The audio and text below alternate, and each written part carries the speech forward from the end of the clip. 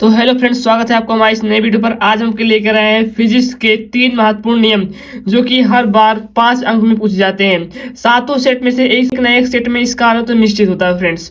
तो चलिए देखते हैं वीडियो को अपने रिकॉर्ड से। तो वीडियो शुरू करने से पहले मैं आपको बता दूं कौन कौन सा नियम है। पहला है कूलाम का नियम, दूसरा है गाउस का नियम, तीसरा है ओम का नियम। फ्रेंड्स ये तीनों 5-5 नंबर के आते हैं 12th में, और ये 2025 की बोर्ड परीक्षा में निश्चित है आएंगे। तो वीडियो आपके लिए बहुत ही महत्वपूर्ण है। तो चलिए देखते हैं पहला नियम कूलाम का नियम। तो ये फ्रेंड्स कूलाम का नियम। तो पहले इसकी परिभाषा देख लेते हैं, फिर उसके बाद आपको समझा देंगे क्या होता है कूलाम का नियम। तो पहले इसकी परिभाषा देख लेते हैं। काफी सिंपल सी परिभाषा है।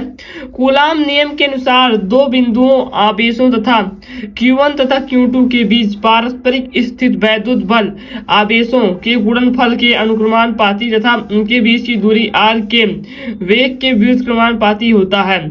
तो फ्रेंड्स कूलाम के नियम ने क्या बताया है कि कूलाम नियम के अनुसार दो बिंदु आवेशों Q1 और Q2 के बीच पारस्परिक स्थिति और वैद्युत बल आवेशों के गुणनफल के अनुक्रमानुपाती होता है। फ्रेंड्स जो Q1 और Q2 दो आवेश होते हैं वो वैद्युत बल आवेशों के गुणनफल के अनुक्रमानुपाती होते हैं और उनके बीच की दूरी r के वर्ग के व्युत्क्रमानुपाती होते हैं। फ्रेंड्स तो ये देख सकते हैं। पहले हम क्या देखेंगे कि Q1 और Q2 उसके वैद्युत बल के आवेशों के गुणनफल के अनुक्रमानुपाती होते हैं। तो देखिए फ्रेंड्स जो वैद्युत बल है ये अनुक्रमानुपाती Q1 इंटू Q2 और जो वर्ग जो फ्रेंड्स दूरी है r उसके वर्ग के व्युत्क्रमानुपाती। देखिए फ्रेंड्स ये बट्टे में है, 1/में है यार। तो फ्रेंड्स ये 1/में है r²।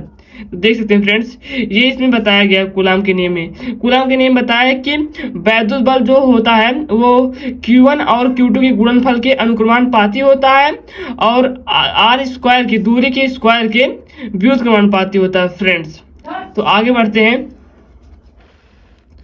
तो फ्रेंड्स फार्मूला आपको क्या मिलता है कि इसमें आपको एक नियतांक मान लेते हैं। क्या मान लेते हैं? नियतांक के मान लेते हैं नियतांक।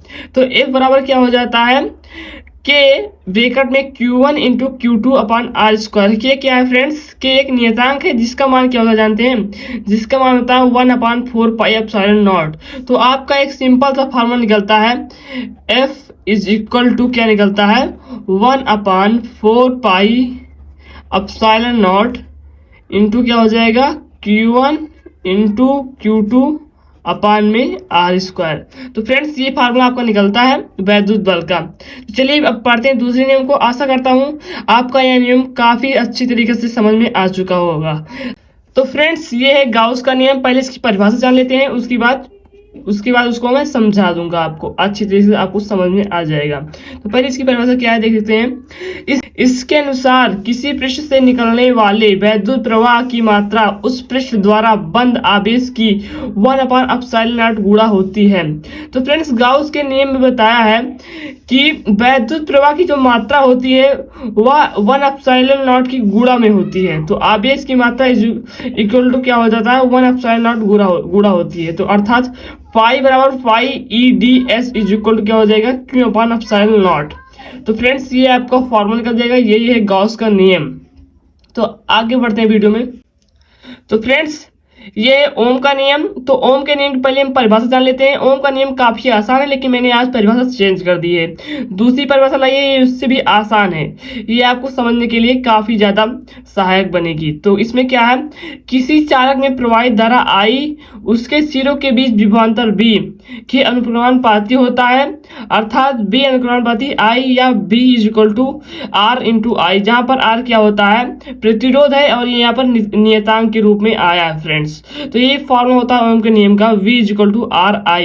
तो ओम के नियम में बताया तो किसी चालक में प्रवाहित धारा I उसके सिरों के बीच विभवांतर B के अनुक्रमानुपाती होती है। फ्रेंड्स तो ये ओम का नियम। तो आशा करता हूँ फ्रेंड्स आपको तीनों नियम काफी अच्छे से आ गया होगा, कूलाम नियम और गाउस का नियम और ओम का नियम। तो फ्रेंड्स अगर आपको समझ में ना आया हो तो एक बार वीडियो पीछे करके देख लें, आपको बिल्कुल समझ में आ जाएगा। तो धन्यवाद और मेरे चैनल को सब्सक्राइब कर लो और वीडियो अच्छी लगे हो तो वीडियो को लाइक कर लेना। Thank you for watching. मिलते हैं अगले वीडियो में। तो फ्रेंड्स इसको हल्के में मत लेना, ये आपका 5 नंबर में निश्चित है कि पेपर में आएगा।